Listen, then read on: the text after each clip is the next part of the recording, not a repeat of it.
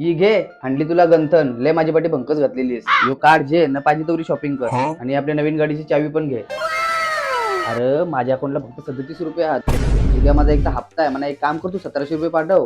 मी पण तुमच्याची अपेक्षा करते. याची कशी गाडी बंगला सोडा, शेअरिंग वरनं तू पैसे मागणं पण पाप आहे पाप. अरे तुझं पैसे देते मी 5-6 दिवसांत.